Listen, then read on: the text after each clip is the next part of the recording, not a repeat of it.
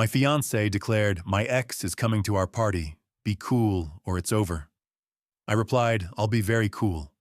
Then I greeted him at the door, shook his hand, and said, "She's all yours, man." I was just leaving. Her party ended. The moment walked out. I'm Noah 31, an architect. My life is built on blueprints. Precision is everything to me. For the last 2 years, I'd been with Chloe, 28. She wasn't a planner. She was a vibe person, a freelance social media manager with influencer dreams. I thought we balanced each other out. I was the foundation, she was the chaotic, beautiful facade. We'd been living together for about 8 months in a condo I owned, a place I truly loved. The financial setup was clear. I paid the mortgage and most of the bills. She contributed sporadically, focusing more on her online presence than stable income. It wasn't ideal, but I made good money, and I figured it was part of supporting her journey. My real passion project, though, was Nexus. It wasn't some off-the-shelf smart home gadget. It was my custom-built system running off a dedicated server in the hall closet. Scripts I wrote controlled every light, multiple music zones, and the 3 large digital art displays in the living room. It was intricate, powerful. My baby. Chloe called it our ultimate party trick, and we were about to throw the ultimate party, our engagement party. This wasn't just a get-together. It was a statement. I dropped $3,000 on catering and another $2,000 stocking a high-end bar. Nexus was programmed with timed playlists, shifting ambient lighting and cycling digital art. Everything was designed, meticulously planned. Then 3 days before the event, Chloe dropped the bomb. She'd been acting distant. "Hey," she started, avoiding my eyes. "You know Ethan's in town." My stomach tightened. Ethan, the ex, the one she swore was ancient history, but whose name still surfaced too often. "Yeah." I kept my voice neutral. "Well," she continued, "I ran into him, and I invited him to the party, just like that." Invited her ex-boyfriend to our engagement party at my place without a word to me. "You did what?" I asked, keeping my voice level. "God, Noah, don't be like that," she snapped back, instantly defensive. "It's not a big deal. We're just friends now. We're mature adults. It would be weird not to invite him." That familiar script, minimizing my feelings, normalizing her questionable choices, painting my valid concerns as insecurity. "I'm not comfortable with that, Chloe," I stated plainly. "This is our engagement party. It's inappropriate." Her face hardened. She crossed her arms, the vibe person replaced by someone cold and calculating. "Look, he's coming. I already told him he could." "Then uninvite him." I said the words, feeling foreign, confrontational. "No," she spat back. "I'm not going to be immature just because you're feeling insecure. He's my friend, and he's coming. It's only a big deal if you make it one." She took a breath, looked me straight in the eye, and delivered the line that fractured everything. "Just be cool about it. Seriously, if you're going to be paranoid and weird, then maybe we have a problem. Be cool, or it's over. Or it's over." Just like that. An ultimatum delivered with chilling finality. My self-respect held ransom against her desire to parade her ex at our engagement party. In that moment, staring at her defiant expression, I saw it. The fatal design flaw in the blueprint of our relationship. The anxiety vanished, replaced by a strange, cold calm. "You're right," I said quietly. Her smug smile appeared instantly. "See, I knew you'd understand." "No." I clarified, my voice steady. "I mean, you're right about the choice. I'll be very cool. We're often taught that strength means confrontation, arguing to win. But there's a greater power, the power to choose not to engage. This quiet exit isn't defeat. It's the strategy of someone realizing the game isn't worth their energy anymore." When I said, "You're right," and agreed I wasn't surrendering, I was disarming her primary weapon, the argument she craved, the drama she expected. By refusing to play her scene, I rendered her ultimatum meaningless and shifted the focus entirely onto my next move. It's a paradox. Sometimes the only way to win is not to fight. You simply leave the board, taking your king, your self-respect, with you leaving the opponent alone with the empty game they created. She beamed, completely oblivious. She thought she'd won. She had no idea the game was already over. The night of the engagement party arrived. On the surface, I was the perfect host. My condo, usually a minimalist architect's space, was transformed. The Nexus system bathed everything in a warm, inviting amber glow, shifting subtly as the evening progressed. Lo-fi hip-hop drifted through the zoned speakers, perfectly complementing the buzz of conversation. The digital art displays cycled through serene, abstract landscapes. The catering was exquisite, the bar fully stocked, exactly as planned. My friends Leo and Owen showed up early, sensing something was off despite my outward calm. My colleagues from the firm arrived, impressed by the space and the seamless tech integration. Chloe was radiant, fluttering around in a striking red dress, a color I now suspected wasn't chosen for me. She played her role beautifully, the happy fiancée, oblivious to the fact that the foundation she was dancing on was about to crumble. I made drinks, mingled, laughed. No one suspected a thing. Inside, though, I was just running diagnostics, observing, waiting for the scheduled demolition. Around 9, the doorbell rang, a different chime sequence programmed for effect. Chloe shot me a look, a tight smile barely masking the warning, "Be cool." "Don't worry," I said, my own smile feeling like a mask. "I got it." I walked to the door, took a breath, and opened it. There he was, Ethan. Exactly the type artist vibe, trying too hard to look like he wasn't trying.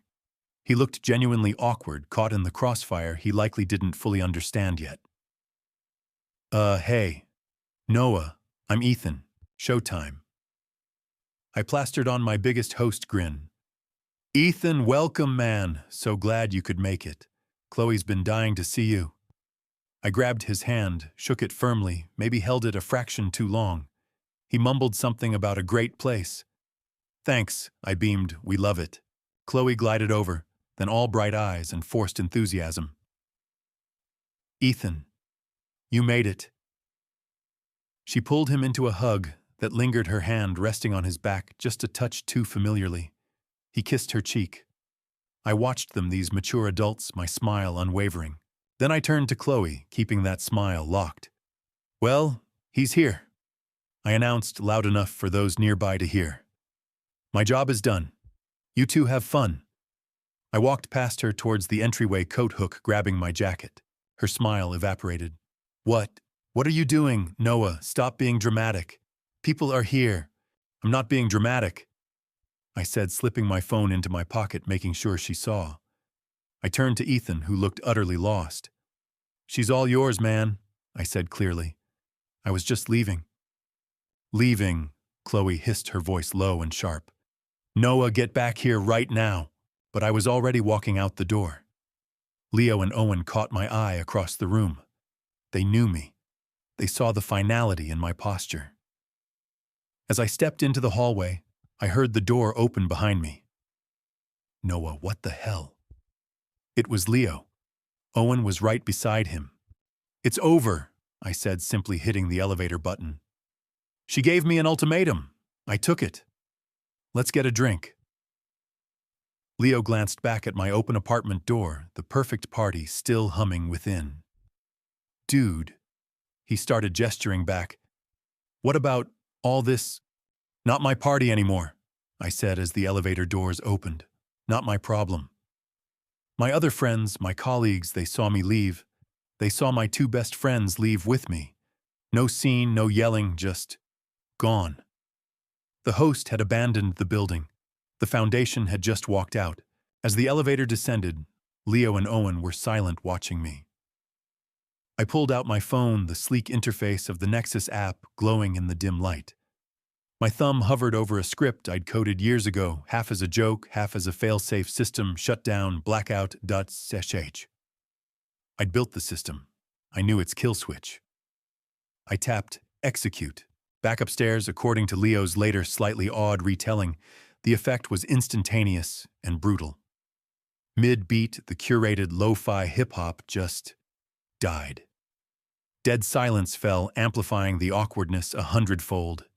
Then every single one of the 32 smart bulbs meticulously programmed for warm amber ambiance snapped simultaneously to 100% brightness, bathing the room in the harsh, sterile white glow of 4,000 Kelvin. Fluorescent hell. The three large digital art displays moments before showing serene landscapes went pitch black.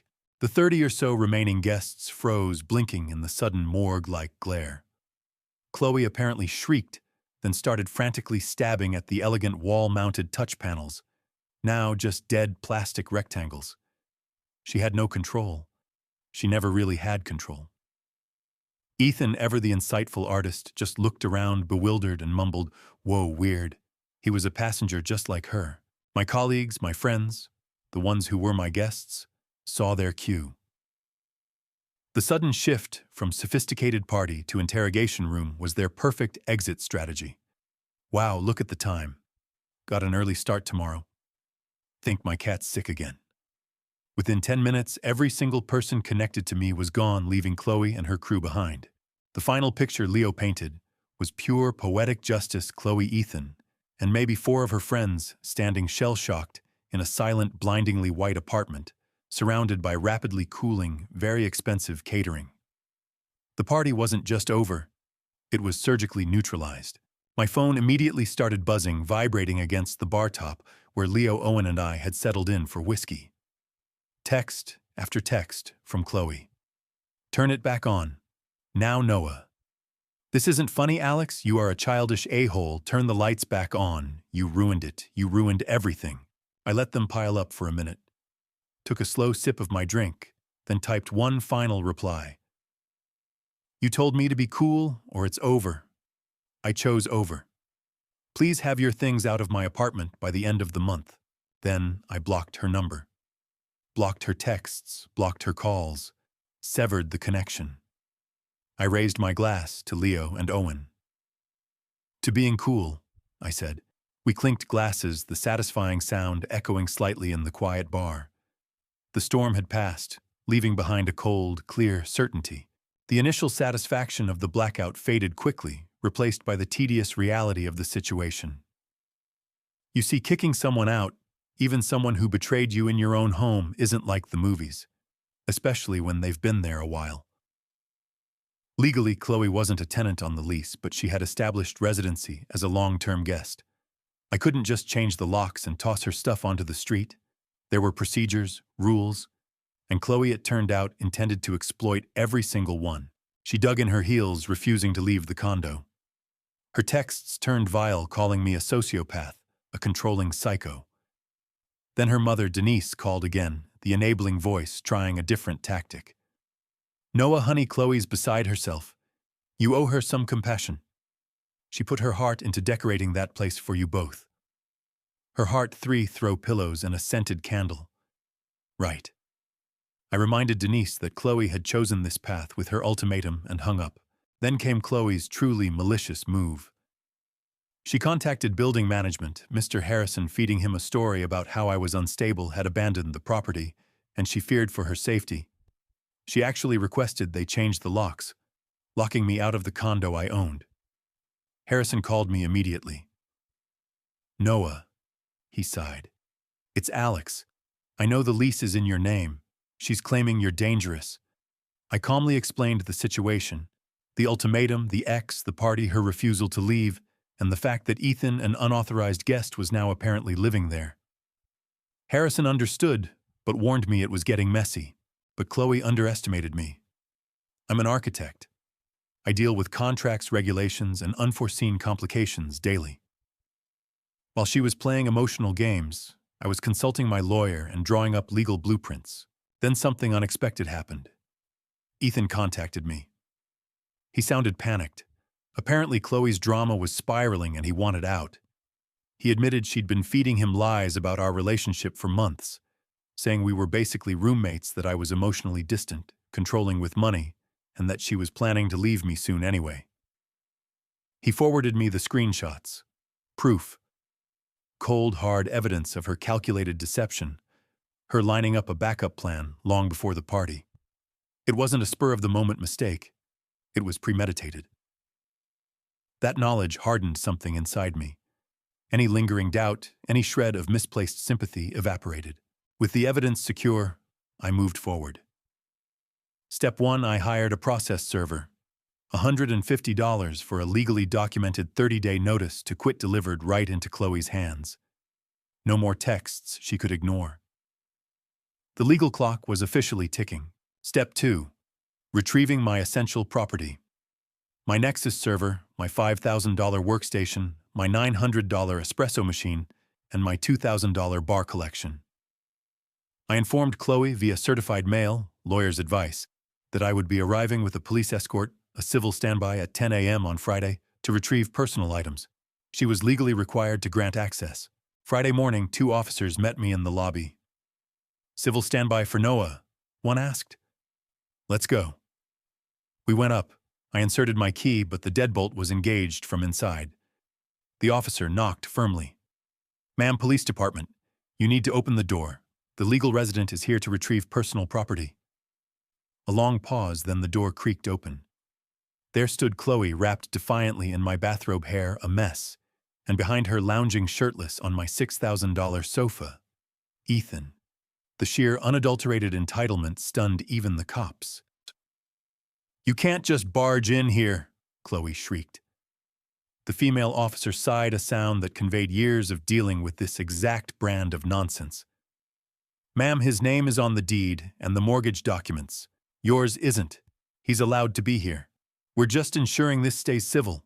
Let him get his things." Ethan actually started to get up, puffing his chest slightly. "Hey, man," he started. "This isn't cool. This is our place now." I just looked him dead in the eye. "Is your name on the lease?" I asked, my voice flat. "Did you pay the $4,200 mortgage payment last week?" "No. Then sit down and shut up before these officers decide to add trespassing to your list of problems." He deflated instantly and sat back down. Leo and Owen were with me, acting as witnesses. We moved quickly, methodically. I went straight to the hall closet and began carefully unplugging the Nexus server rack, the system's brain. Chloe watched, her face paling. You're taking that, the lights won't work." "They're just dumb lights now, Chloe," I replied without looking at her. "You'll have to use the switches, like a caveman." Leo and Owen carefully boxed up my workstation. "You can't take the computer I use that—" "You have a laptop. This is my $5,000 graphics card workstation. It's mine. Next, the kitchen." I unplugged the espresso machine. "Noah, no," she wailed. That's ours." "Was it?" I held up the receipt from my phone. "My birthday gift, to myself." Finally, the bar cart. I grabbed a box and started emptying every single bottle. The good tequila, the small batch rye, the single malt scotch. Ethan actually whimpered, "Dude, not the booze." I just paused, held up the most expensive bottle, looked directly at him, and placed it gently in my box. We were done in 15 minutes. As we walked towards the door, Chloe stood there, finally breaking down. Real tears this time, maybe. You're so petty, Noah," she sobbed. "You're stealing. This is cruel." I stopped at the threshold, turned back one last time. "No, Chloe. This," I gestured around the condo, "is mine. Cruel was giving me an ultimatum in my own home. Cruel was inviting your ex to our engagement party. Cruel is—" I held up a copy of the 30-day notice. "This. You were served right. You have 28 days left. After that, the sheriff comes. And trust me." I added, my voice dropping to an icy whisper, "He won't be as cool as I am." Then I walked out, leaving them in the silent, darkening, Wi-Fi-less, coffee-less, booze-less shell of the life she thought she could just take. Predictably, Chloe didn't leave when the 30 days were up. Her mother, Denise, called a week before the deadline, pleading, "Noah, you can't go through with this. She'll have an eviction on her record. It will ruin her life." I was unmoved. "She's had 30 days, Denise. Her choices have consequences." Then Denise dropped what she thought was a sympathy card. "But Julian left. He just left her. She's all alone. She can't afford a deposit." Surprising, not in the slightest. The artist bailed the second the free ride ended. Still not my problem, I said. She's a squatter. If she's not out by Friday, I file. Friday came. She was still there, locked inside. So Monday morning, I was back at my lawyer's office. This is the unglamorous part of justice. Retainers filing fees waiting. $500 just to start the unlawful detainer lawsuit. Weeks dragged by. We got a court date. Chloe didn't show. Default judgment granted. Then more waiting for the sheriff to post the 5-day notice to vacate. All told, it was 45 agonizing days from her deadline expiring. 45 days I paid the mortgage on a condo I couldn't use, sleeping on Leo's couch. The day the sheriff came was grim. I was there, Mr. Harrison was there, 2 deputies. Chloe was inside, reduced to hysterics. You can't do this. This is my home, Noah, you psycho. The deputies were professional, unmoved. Ma'am, 15 minutes for essentials. The rest goes to the curb. She collapsed, a full-blown tantrum on the floor. They had to physically escort her out. Pathetic. After the chaos subsided, Harrison and I did the walkthrough. The relief I expected was replaced by cold fury. It wasn't just messy. It was malicious, calculated destruction. Long, deep gouges scarred the hardwood floors, deliberately carved with something sharp. My $6,000 sofa was drenched, stained permanently with what looked like red wine. The digital art displays, I couldn't remove the ones hardwired into the walls. Smashed screens shattered. In the kitchen, the sink drain was packed solid, with a disgusting concrete-like mixture of flour and coffee grounds, water backing up. Harrison's contractor later estimated the repairs at over $25,000. My sofa was a complete loss, and then I saw it. On the kitchen counter, tucked under a greasy fast food bag, a handwritten note. Pause once. Hope it was worth it, you psycho. I ruined your sanctuary. You'll die alone. I didn't feel anger, just cold clarity. I carefully placed the note in an evidence bag my lawyer had advised me to bring. She'd just signed her own conviction. The legal machine cranked back into gear. Harrison, rightfully livid, went after Chloe and John Doe Ethan for the condo damages. I filed in small claims court for the maximum $10,000, submitting receipts for the sofa lawyer fees, court costs, process server photos, police reports, and crucially, her lovely little confession note. The court date was almost anticlimactic. Chloe showed up with Denise, trying desperately to play the victim. Your Honor, he's abusive. He locked me out. He stalked me. The judge, clearly unimpressed, looked at the sheriff's eviction report. Ma'am, it says here you were forcibly removed. Let's discuss the damages. Chloe denied everything. It was already like that. He's just trying to get money. I calmly presented my evidence, time-stamped party photos, showing the pristine condo, the sheriff's walk-through photos, detailing the destruction, the sofa receipt, and finally, the note. I handed it to the judge. He read it silently, his expression hardening. He looked up at Chloe. I ruined your sanctuary. Ma'am, did you write this? She turned ghost white. Judgment for the plaintiff, $10,000. So the final tally. Chloe saddled with an eviction record, a $10,000 judgment, plus the landlord's lawsuit, potentially adding thousands more ruined credit living back home with mommy, and her wages garnished indefinitely.